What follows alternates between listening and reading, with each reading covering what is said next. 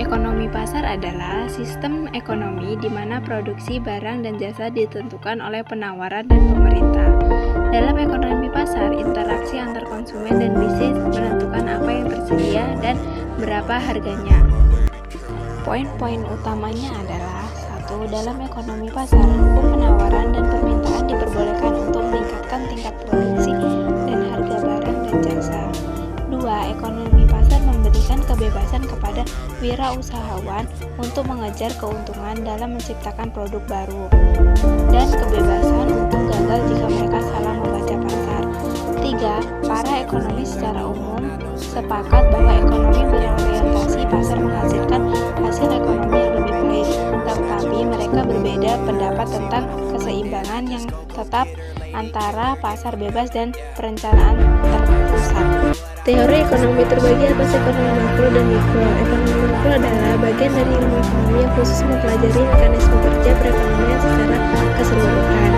Ekonomi makro meneliti fenomena ekonomi yang luas seperti tingkat pengangguran, pendapatan nasional, tingkat pertumbuhan ekonomi, inflasi, dan tingkat harga.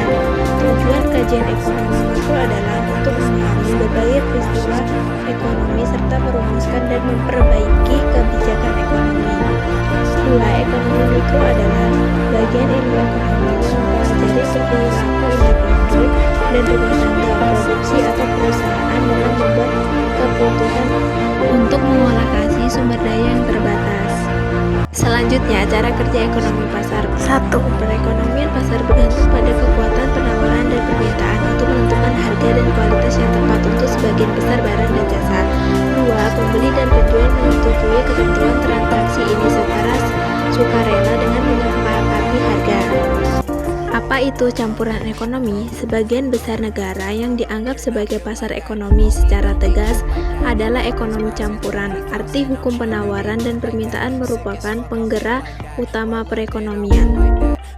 Beberapa teori ekonomi pasar menurut beberapa tokoh. 1. Menurut David Ricardo, teori ekonomi pasar adalah teori keunggulan komparatif di mana perdagangan tergantung pada keunggulan komparatif atau efisien relatif daripada keunggulan absolut.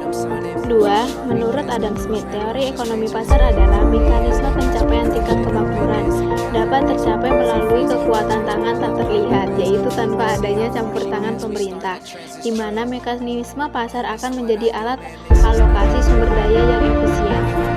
3. Teori ekonomi pasar menurut Jean-Baptiste Say mengatakan bahwa penawaran akan menciptakan permintaan dengan sendirinya dan mengatakan bahwa bukan uang yang menyebabkan terjadinya pertumbuhan tetapi juga pemerintah, produksi barang dan jasa.